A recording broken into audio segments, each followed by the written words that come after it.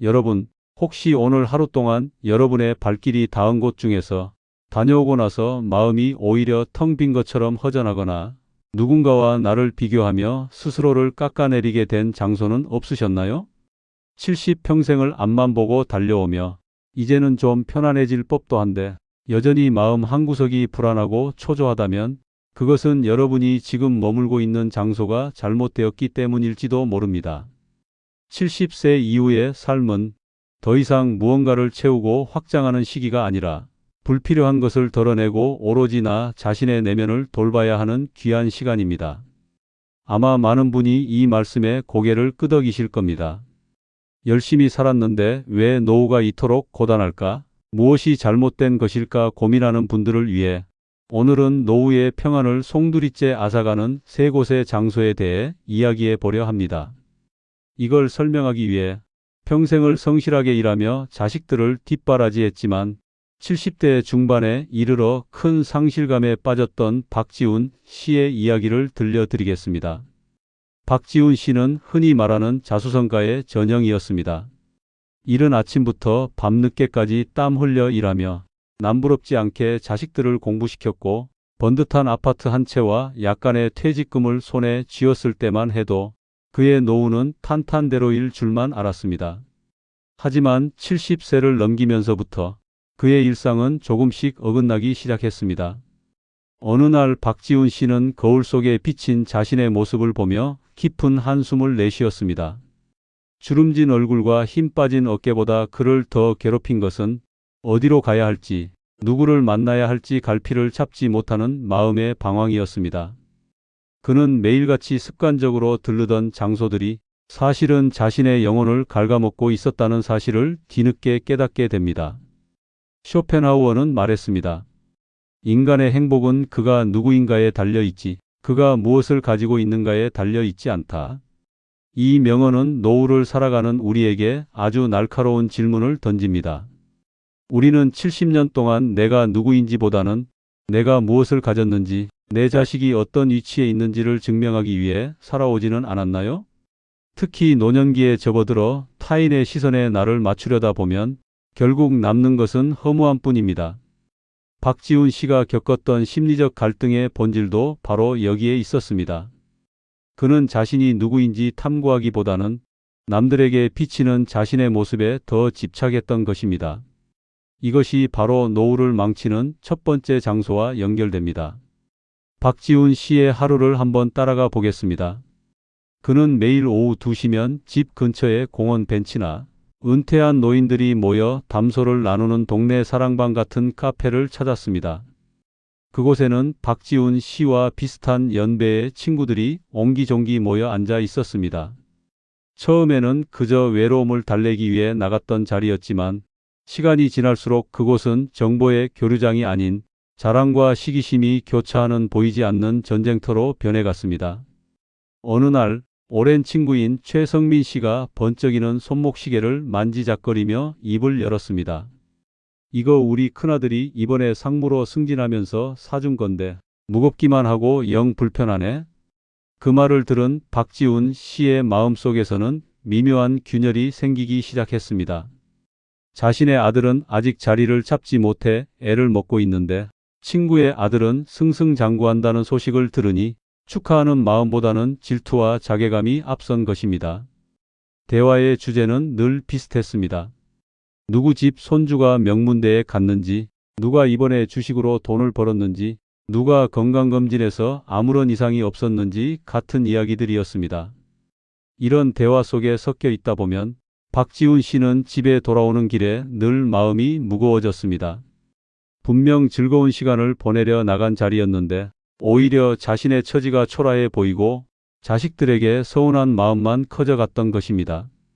이것이 바로 우리가 경계해야 할 첫 번째 장소, 바로 비교의 늪입니다. 70세 이후에는 남과 나를 비교하는 모임이나 장소에 절대 발을 들여놓아서는 안 됩니다. 인간은 사회적 동물이기에 타인과 소통하는 것이 중요하지만 그 소통의 중심이 누가 더 잘났나를 겨루는 것이라면 그것은 독약과 같습니다. 박지훈 씨는 최성민 씨의 자랑을 들으며 자신의 지난 세월을 부정당하는 느낌을 받았습니다. 나는 도대체 무엇을 위해 살았나? 왜 내 자식은 저 친구 자식처럼 되지 못했을까 하는 원망이 피어올랐습니다. 이런 감정은 노년의 자존감을 무너뜨리는 가장 큰 주범입니다. 쇼펜하우어는 또 이렇게 말했습니다. 거의 모든 고뇌는 타인과의 관계에서 비롯된다. 우리가 70 이후에 평안을 찾지 못하는 이유는 나의 행복을 내 안에서 찾는 것이 아니라 남보다 우위에 있다는 사실에서 찾으려 하기 때문입니다. 하지만 노년의 삶에서 남보다 우위에 있다는 것은 신기루와 같습니다. 건강도, 재물도, 자식의 성공도 영원할 수 없기 때문입니다. 그 다음으로 박지훈 씨가 발을 끊지 못했던 곳은 자신의 품위를 잃어가면서까지 자식들에게 헌신하려 했던 희생의 자리였습니다. 박지훈 씨에게는 딸 하나가 있었는데 딸 서연 씨는 결혼 후 맞벌이를 하며 육아에 어려움을 겪고 있었습니다. 박지훈 씨는 딸의 부탁을 거절하지 못하고 70이 넘은 나이에 매일 아침 딸의 집으로 출근했습니다. 손주를 돌보고 집안일을 도와주며 자신의 노후 자금까지 헐어 딸의 아파트 대출금을 갚아주었습니다. 그는 그것이 부모로서 마땅히 해야 할 도리라고 믿었습니다. 하지만 시간이 지날수록 몸은 고되어 갔고 딸과의 관계는 예전 같지 않았습니다. 어느 날 박지훈 씨가 무거운 몸을 이끌고 청소를 하던 중 딸 서연 씨가 퇴근해서 돌아와 한마디를 던졌습니다. 아빠, 냉장고 정리를 왜 이렇게 하셨어요? 제가 지난번에도 말씀드렸잖아요. 그 순간 박지훈 씨는 가슴속에서 무언가 툭 하고 끊어지는 기분을 느꼈습니다. 자신은 최선을 다해 도와주고 있다고 생각했는데 딸에게는 그저 부족하고 잔소리 많은 노인으로 비칠 뿐이었습니다. 박지훈 씨는 딸의 집에서 집으로 돌아오는 지하철 안에서 소리 없이 눈물을 훔쳤습니다. 자신의 시간도, 건강도, 돈도 모두 쏟아부었는데 결국 남은 것은 원망과 서운함뿐이라는 사실이 그를 괴롭혔습니다. 이것이 두 번째로 피해야 할 장소입니다. 자신의 모든 것을 내던져 자식의 삶에 깊숙이 개입하는 무리한 희생의 장소입니다. 70 이후의 부모는 자식에게 아낌없이 주는 나무가 되어서는 안 됩니다. 오히려 적당한 거리를 두고 자신의 삶을 지키는 단단한 바위가 되어야 합니다. 자식의 문제를 자신의 문제로 혼동하여 자신의 노후 대비책마저 모두 넘겨주는 행위는 결국 부모와 자식 모두를 불행하게 만듭니다. 부모는 보상 심리 때문에 자식의 작은 말 한마디에도 상처를 받게 되고 자식은 부모의 희생이 부담스러워 오히려 멀어지게 됩니다. 박지훈 씨는 딸의 집이라는 공간에서 부모라는 이름의 노예가 되어가고 있었던 것입니다. 진정한 노후의 지혜는 내 몫의 삶을 온전히 책임지는 모습을 자식에게 보여주는 데 있습니다. 그것이 자식에게 짐이 되지 않는 길이며 동시에 부모로서의 권위를 지키는 유일한 방법입니다. 마지막으로 박지훈 씨가 머물렀던 가장 위험한 장소는 물리적인 공간이 아닌 그의 머릿속에 존재하는 과거의 영광과 상처라는 방이었습니다. 그는 잠자리에 들기 전이나 혼자 있는 시간이면 늘 과거를 회상했습니다. 내가 젊었을 때는 회사를 주름잡던 사람이었는데 그때 그 땅을 팔지 않았더라면 지금쯤 부자가 되었을 텐데 그때 그 사람이 나에게 했던 무례한 말은 잊을 수가 없어. 박지훈 씨의 마음은 항상 어제에 머물러 있었습니다. 과거의 성공은 현재의 초라함을 더욱 부각시켰고 과거의 상처는 현재의 마음을 분노로 채웠습니다. 그는 현재의 창밖으로 비치는 아름다운 노을을 보면서도 머릿속으로는 10년 전, 20년 전의 일을 되새기며 스스로를 괴롭혔습니다. 과거라는 장소는 한번 들어가면 빠져나오기 힘든 늪과 같습니다. 그곳에서 박지훈 씨는 매일같이 후회라는 이름의 먼지를 털어내고 있었지만 그럴수록 그의 영혼은 더욱 메말라갔습니다. 70세 이후에 절대 가지 말아야 할 세 번째 장소는 바로 이 과거의 방입니다. 지나간 세월은 이미 돌이킬 수 없는 강물과 같습니다. 과거에 내가 얼마나 높은 직위에 있었는지, 얼마나 큰 실수를 했는지는 이제 중요하지 않습니다. 중요한 것은 지금 이 순간 내가 숨 쉬고 있고 내 앞에 놓인 차 한 잔의 온기를 느낄 수 있다는 사실입니다. 과거에 집착하는 사람은 결코 현재의 행복을 맛볼 수 없습니다. 박지훈 씨가 만약 과거의 방에서 걸어 나와 지금 자신이 누릴 수 있는 작은 취미나 배움에 집중했더라면 그의 표정은 훨씬 밝아졌을 것입니다. 자, 그렇다면 우리는 이 불행의 장소들을 피하고 어떻게 하면 평온하고 품격 있는 노후를 보낼 수 있을까요? 박지훈 씨의 사례를 반면교사 삼아 우리가 실천해야 할 구체적인 해결책 3가지를 제안해 드립니다. 첫째, 나를 소모하게 만드는 인간관계를 과감히 정리하고 홀로 있음의 즐거움을 배우십시오. 많은 분이 노후에 친구가 없으면 외롭고 불행할 것이라고 생각합니다. 물론 좋은 친구는 삶의 활력소가 됩니다. 하지만 만나고 나서 기분이 나빠지거나 비교와 자랑이 난무하는 관계라면 차라리 혼자 있는 것이 100번 낫습니다. 70세 이후에는 인맥을 넓히려 애쓰기보다는 진정으로 나를 아껴주는 소수의 사람에게만 집중하십시오. 그리고 혼자 있는 시간을 견디는 것이 아니라 즐기는 법을 익혀야 합니다. 책을 읽거나 조용히 산책을 하거나 그동안 해보고 싶었던 소소한 공부를 시작해 보는 것입니다. 쇼펜하우어는 인간은 오직 혼자 있을 때만 온전히 자기 자신이 될 수 있다고 했습니다. 남의 시선에서 벗어나 오로지 나만의 시간을 가질 때 비로소 내면의 평화가 찾아옵니다. 비교의 장소인 모임에 나가기보다 도서관이나 숲길처럼 나를 돌아볼 수 있는 장소를 찾으십시오.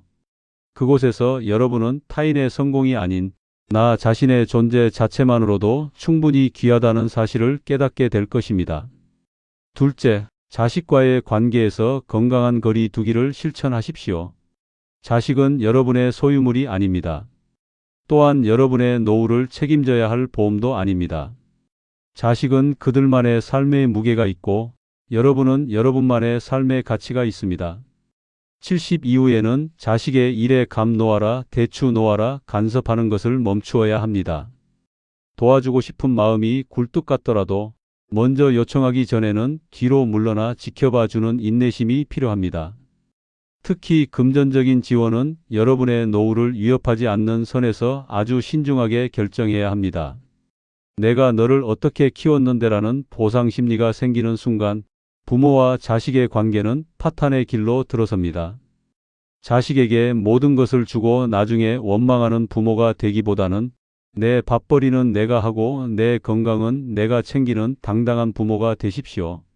자식들이 가장 존경하는 부모는 자신들의 삶의 짐이 되지 않으면서 스스로의 인생을 즐겁게 살아가는 부모입니다. 딸 서연 씨의 집으로 매일 출근하던 박지훈 씨가 만약 얘야, 이제는 나도 내 시간을 좀 갖고 싶구나. 주말에만 들러서 손주 얼굴을 보마라고 용기 있게 말했다면 어땠을까요? 처음에는 딸이 섭섭해했을지 모르지만 시간이 흐를수록 딸은 아버지를 한 명의 독립된 인격체로 존중하게 되었을 것입니다. 여러분, 희생의 장소에서 내려와 여러분의 자리를 찾으십시오. 셋째, 과거의 문을 닫고 현재의 창을 활짝 여십시오. 우리가 노후에 불행한 가장 큰 이유는 현재를 살지 않기 때문입니다. 머릿속에서 끊임없이 재생되는 과거의 필름을 이제는 멈춰야 합니다. 영광스러웠던 기억은 감사함으로 묻어두고 뼈아픈 후회는 용서로 덮어주십시오. 나를 힘들게 했던 사람들도 결국 그들만의 미숙함 때문에 그랬음을 이해하고 마음에서 놓아주어야 합니다. 용서는 타인을 위한 것이 아니라 나의 남은 삶을 편안하게 만들기 위한 이기적인 선택이어야 합니다. 매일 아침 눈을 뜰 때 오늘 하루 나에게 주어진 이 시간이 기적이다라고 주문을 외워 보십시오. 창가에 비치는 햇살, 길가에 핀 이름 모를 들꽃, 점심으로 먹는 따뜻한 밥 한 공기. 이런 사소한 것들에서 기쁨을 찾으려 노력해야 합니다. 행복은 큰 사건이 아니라 작은 감각들의 합입니다. 과거의 방에 갇혀 한숨 짓기에는 여러분의 남은 생이 너무나도 소중합니다. 박지훈 씨가 과거의 영광을 내려놓고 오늘 집 앞 공원에서 만나는 사람들과 가볍게 인사하며 웃을 수 있었다면 그의 노후는 훨씬 풍요로워졌을 것입니다. 박지훈 씨는 결국 큰 병을 앓고 나서야 깨달았습니다. 병원 침대에 누워 지난 날을 돌이켜보니 남들에게 과시하려 애썼던 시간들과 자식에게 인정받으려 자신을 혹사했던 세월이 너무나 허무하게 느껴졌습니다. 그는 퇴원 후 가장 먼저 휴대전화에 저장된 수많은 번호 중 자신을 괴롭히던 모임의 연락처들을 삭제했습니다. 그리고 딸에게 정중하게 말했습니다. 서연아, 이제 내 아이는 내가 온전히 책임지고 키워보렴. 아빠도 이제는 나를 위해 여행도 다니고 운동도 하고 싶구나. 처음엔 당황해하던 딸도 점차 밝아지는 아버지의 표정을 보며 진심으로 기뻐했습니다. 이제 박지훈 씨는 매일 아침 동네 작은 도서관에 갑니다. 그곳에서 젊은 시절 바빠서 읽지 못했던 인문학 책들을 읽으며 남과 비교하는 삶이 아닌 나를 채우는 삶의 기쁨을 알아가고 있습니다. 그의 얼굴에는 예전의 초조함 대신 깊은 호수 같은 평온함이 깃들었습니다. 여러분, 70이라는 나이는 인생의 끝자락이 아닙니다.